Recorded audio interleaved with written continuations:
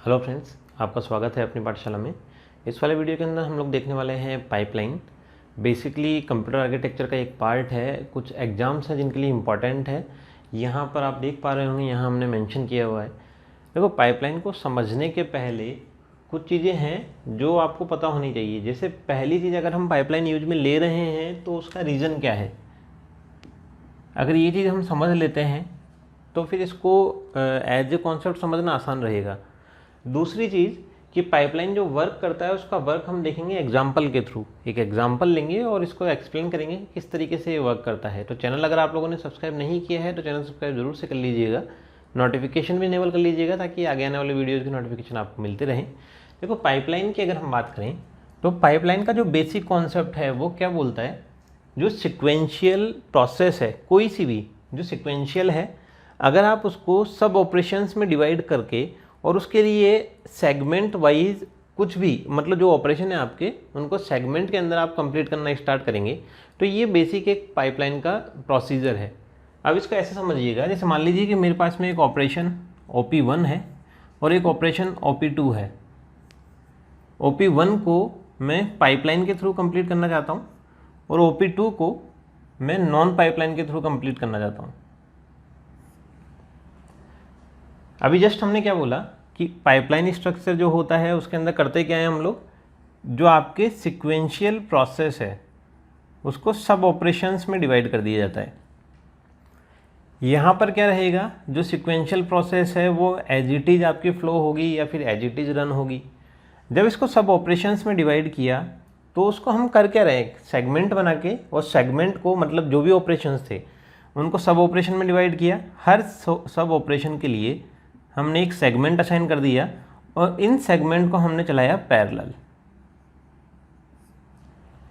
अब इनको पैरेलल चलाने से क्या होगा, इसको ऐसे एग्जांपल लेके समझिए कि मान लीजिए कि ये जो आपकी सिक्वेंशियल प्रोसेस है ये 5 सेकंड में कंप्लीट होनी थी, लेकिन हमारा ये प्रोसीजर फॉलो करने की वजह से अब क्या हुआ कि ये 5 सेकंड में जो कंप्लीट हो रही थी पहले, क्योंकि यहाँ पर अगर इसको करते हैं हम कंप्लीट तो ये 5 सेकंड में ही कंप्लीट होती, लेकिन हमने किया क्या कि जो सिक्वेंशियल प्रोसेस थी उसकी कुछ सब ऑपरेशंस बनाए। हर सब ऑपरेशन को हमने सेगमेंट असाइन कर दिया। वो एग्जांपल जैसे लेके चलें कि यहाँ पर हमने 3 सेगमेंट लिए। उसके बाद होगा क्या, ये जो सेगमेंट है ये इन सब ऑपरेशन को इंडिविजुअली कंप्लीट करते रहेंगे। और कैसे करेंगे, पैरेलल करेंगे, क्योंकि जो सिक्वेंशियल प्रोसेस थी उसके अंदर सेगमेंट्स जो हमने बनाए वो कंटिन्यू क्या कर रहे हैं। जब पहला सेगमेंट काम कर रहा होता है तो बाकी के 2 सेगमेंट जो अभी फ्री हैं, जैसे ही नेक्स्ट साइकिल चेंज होगा, अच्छा इसमें क्लॉक साइकिल का भी कॉन्सेप्ट होता है, वो हम आगे समझेंगे। जैसे ही नेक्स्ट क्लॉक साइकिल स्टार्ट होता है तो पहले वाला सेगमेंट अपना डेटा सेकंड सेगमेंट को दे देता है और पहले वाला सेगमेंट कोई नया डेटा अपने अंदर रिसीव कर लेता है। तो यहाँ पर बेसिकली क्या होगा कि जो टाइम लगेगा वो मोस्ट ऑफ द केसेस आपके 5 सेकेंड से कम होगा।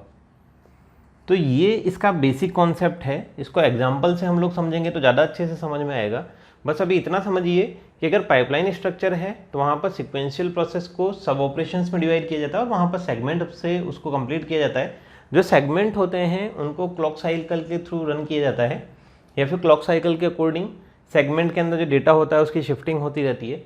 तो ये तो है एक बेसिक। अब हम इसको समझते हैं एग्जाम्पल के थ्रू। एग्जाम्पल जैसे हम लोग लें, अच्छा बुक अगर आप इसकी देखें तो मॉरिस मैनो बुक आपको मिल जाएगी, M मॉरिस मैनो के नाम से, काफ़ी अच्छी बुक है। एग्जाम्पल भी वहीं से हम लोग ले रहे हैं। एग्जाम्पल है जैसे आपका AI multiplied BI plus CI। ये हम यूँ बोल सकते हैं कि कुछ इसमें ऑपरेटर्स हैं, कुछ ऑपरेंड हैं। ये एक सिंगल ऑपरेशन है आपका, इसको सिक्वेंशियली कंप्लीट करना है। अच्छा देखो, इसको सेगमेंट के थ्रू हम करेंगे तो सबसे पहले जो चीज़, कोई सा भी प्रोसेसर, जो चीज़ सबसे पहले की जाती है वो क्या कि ये जो वैल्यूज़ हैं भाई, ये वाले जो हैं आपके, ये तो ऑपरेटर्स हैं। ये जो वैल्यूज़ है A B N C, ये है ऑपरेंड। तो डायरेक्ट ऑपरेंड पे तो वैल्यू जो है वो एडिशन या मल्टीप्लिकेशन होगा नहीं, तो किया क्या जाएगा कि इनको रजिस्टर्स में स्टोर किया जाएगा। और रजिस्टर्स जो होंगे वो किस तरीके से असाइन किए जाएंगे, एज ए एग्जाम्पल हम लोग ले लेते हैं। जैसे R1 रजिस्टर, इसके अंदर हमने A स्टोर किया, R2 रजिस्टर के अंदर हमने स्टोर किया B। नेक्स्ट ऑपरेशन क्या होना है आपका, A इंटू B।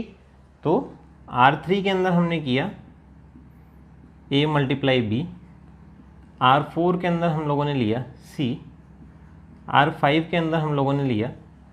अब देखो यहाँ पर क्या होगा, ये वाली जो वैल्यू है ये मल्टीप्लाई किससे होगी, C से। तो ये A मल्टीप्लाई बाई B जो है ये हमने स्टोर किस में किया है, R3 में। R3 प्लस R4 के अंदर हमारी C वाली वैल्यू है। तो ये हैं आपके जो रजिस्टर्स हैं जिनमें हमको ऑपरेशन कंप्लीट करना है। I की जो वैल्यू है, I है नंबर ऑफ टाइम्स जो आपका ये ऑपरेशन रन होना है। तो हम I की वैल्यू 4 लेके चलते हैं, मतलब 1 से लेके 4 तक 4 टाइम हमारा ये ऑपरेशन रन होगा।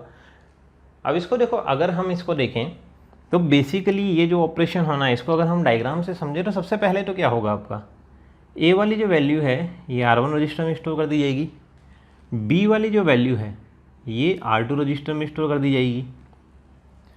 जो आपके सेगमेंट होते हैं वो सेगमेंट ये डिफाइन करते हैं कि जो ऑपरेशंस होने हैं वो कहाँ कहाँ तक होने हैं या फिर कितने कितनी ऑपरेशंस होने हैं, और उनमें एक होता है आपका क्लॉक पल्स। क्लॉक पल्स करता क्या है, ये डिसाइड करता है कि सेगमेंट जो है वो कब अपना काम कंप्लीट कर ले और डेटा जो है वो दूसरे सेगमेंट में शिफ्ट हो जाए। तो यहाँ पर जो क्लॉक पल्स हम लोग लेके चल रहे हैं वो 1 सेकेंड, चलो मान के चलें कि हम 1 सेकेंड की क्लॉक पल्स यहाँ पर लेके चल रहे हैं। हर 1 सेकेंड बाद में क्लॉक पल्स चेंज होगी, जो डेटा है वो एक सेगमेंट से दूसरे सेगमेंट में चला जाएगा। तो यहाँ पर इस डेटा का क्या होना है, मल्टीप्लीकेशन।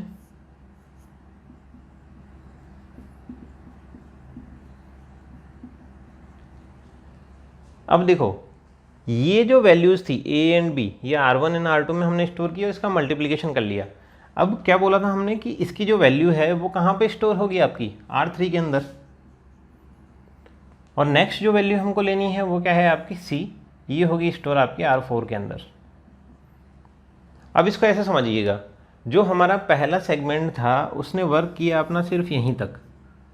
पहले सेगमेंट में मुझे C की नीड नहीं थी। क्यों नहीं थी, क्योंकि पहले सेगमेंट में इसको हमने कहीं यूज में ही नहीं लिया। दूसरे सेगमेंट में मुझे C की नीड थी, और नीड क्यों थी, क्योंकि R3 के साथ में इसका एक ऑपरेशन जो है वो हमको कंप्लीट करना है। और R3 के अंदर वैल्यू कौन सी आई है, R1 और R2 का जो मल्टीप्लिकेशन है उसका रिजल्ट। अब देखो इसके बाद में नेक्स्ट ऑपरेशन क्या होना है, R3 और R4 के अंदर जो वैल्यू, R3 के अंदर तो क्या है आपका A multiply by B, A multiply by B ये वाली वैल्यू है आपकी। और R4 के अंदर अगर हम देखें तो वो वैल्यू है आपकी C, ये हमने यहाँ भी मेंशन किया हुआ है। इन दोनों वैल्यूज़ का अब क्या होना है, यहाँ पर आप देख पा रहे होंगे इनका होना है एडिशन। तो ये हमने इनका किया एडिशन,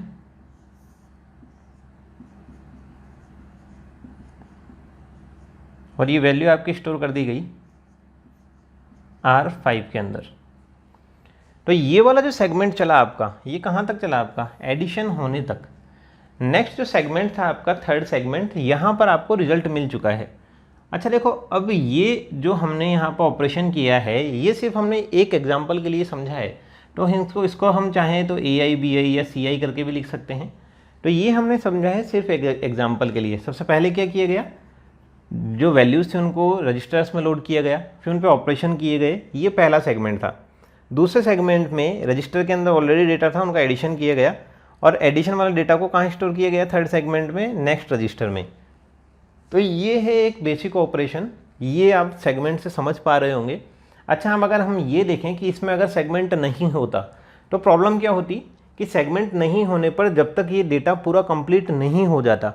अब इसको ऐसे समझिएगा, यहाँ से लेके यहाँ तक, मतलब स्टार्ट पॉइंट हम ये मान कर चलें, एंड पॉइंट जो हम ये मान के चलें, तो स्टार्ट पॉइंट से लेके एंड पॉइंट तक अगर यहाँ पर सेगमेंट नहीं होते तो जब तक डेटा इनपुट से लेके आउटपुट तक प्रोसेस होकर बाहर नहीं निकल जाता, तब तक ये वाला जो पूरा का पूरा जो ऑपरेशन है, या फिर हम बोले जो सर्किट है, कॉम्बिनेशनल सर्किट वैसे ये काम करते हैं आपके, तो ये जो पूरा का पूरा ऑपरेशन है ये उतना ही टाइम लेता जितना इस पूरे ऑपरेशन को कंप्लीट होने के लिए चाहिए था। लेकिन हुआ क्या कि हमने अगर यहाँ पर सेगमेंट बना दिया, तो ये वाला सेगमेंट हम मान के चलें कि AI और BI, यहाँ पर I = 1, मतलब पहली वाली वैल्यू अगर ये वाला सेगमेंट लेगा, तो जब ये डेटा नीचे शिफ्ट हो जाएगा तो ये वाला सेगमेंट अभी फ्री है। इस चीज़ को समझ पा रहे होंगे आप। भाई पहला वाला डेटा इन्होंने लिया, उसके बाद में इस डेटा को नीचे शिफ्ट कर दिया प्रोसेस करने के बाद, तो ये सेगमेंट फ्री। तो यहाँ पर I की वैल्यू अब कितनी हो जाएगी, 2, और यहाँ पर जो वैल्यू होगी वो कौन सी वाली होगी, I = 1 वाली।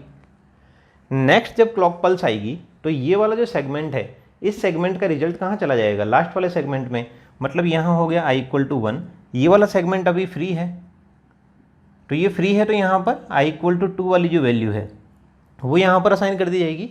और ये वाला सेगमेंट फिर से फ्री हो गया, तो यहाँ पर i = 3, थर्ड वाली वैल्यू यहाँ असाइन कर दी जाएगी। अब आप इसको ऐसे समझिएगा कि जो सेगमेंट, अगर मान लीजिए इसमें सेगमेंट नहीं होता तो ये सिंगल एक ऑपरेशन होता, तो जब तक रिजल्ट यहाँ से लेके, मतलब जो आपका डेटा है वो डेटा यहाँ से लेके आपको रिजल्ट नहीं मिल जाता, तब तक ये सिंगल प्रोसेस कहलाती है आपके लिए। लेकिन आपने किया क्या कि जो सिक्वेंशियल प्रोसेस थी उसको सब ऑपरेशंस में डिवाइड किया, सेगमेंट इसके अंदर बनाए गए और सेगमेंट्स को क्लॉक पल्स के असाइन कर दिया गया। तो जब यहाँ पर डेटा था, जो डेटा आगे चला गया, सेगमेंट जैसे ही फ्री हुआ तो इसको नया डेटा असाइन कर दिया। इसको एज अगर हम टेबल देखें तो उससे ज़्यादा अच्छे समझने में आएगा, तो मैं इसको इरेज कर देता हूँ। इसमें अगर कोई कन्फ्यूजन हो तो आप पूछ लीजिएगा। इसको इरेज करते हैं और एक टेबल के थ्रू इसको समझते हैं। तो एग्जाम्पल हमारा यहाँ पर यही है, सेम वैल्यूज जो है आएगी वो i1 से लेके 4 तक है। तो देखो इसमें होगा क्या, पहली चीज़ होगी आपकी सेगमेंट आपके कितने हैं, 1, 2 एंड 3, और लेफ्ट साइड में होंगी आपकी क्लॉक पल्स।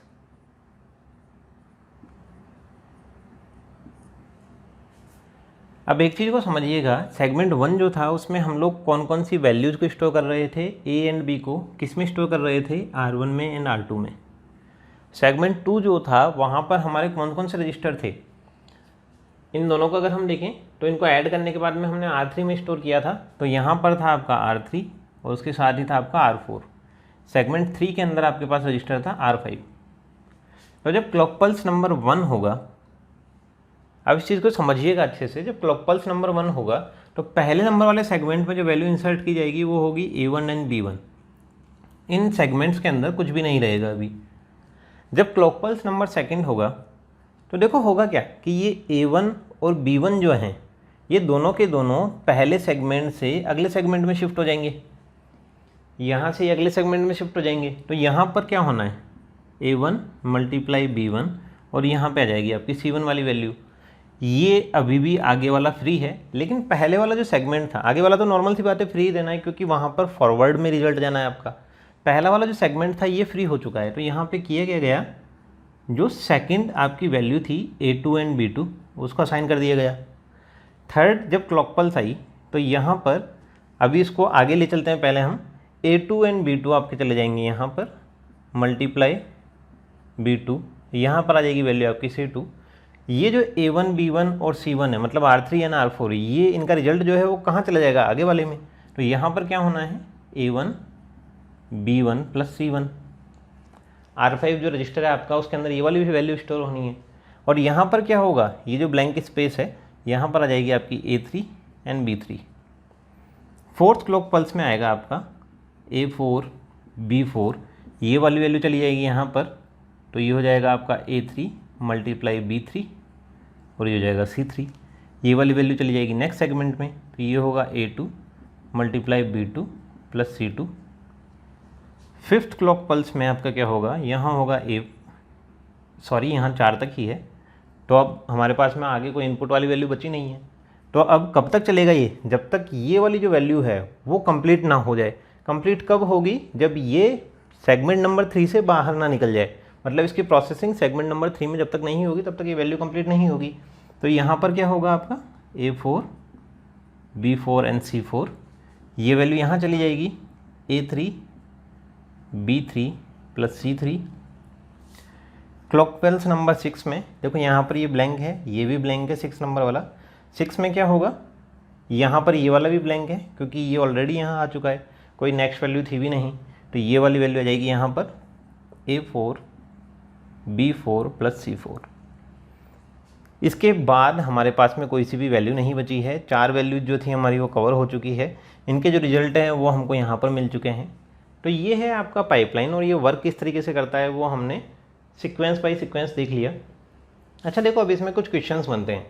ये जो क्लॉक पल्स है, तो पहला क्वेश्चन तो आपको बन जाता है, जैसे यहाँ पे मैंने मेंशन किया हुआ है क्वेश्चंस जो आपके बनते हैं, स्पीड अप पे क्वेश्चन बनते हैं, क्लॉक साइकिल्स पे या क्लॉक पल्स पे आपके क्वेश्चंस बनते हैं। अच्छा ये कहीं पे आपको क्लॉक साइकिल लिखा हुआ मिलेगा, कहीं पे क्लॉक पल्स मिलेगा, तो इसमें कंफ्यूज नहीं होना, ज़्यादातर बुक्स में आपको क्लॉक साइकिल ही लिखा हुआ मिलेगा।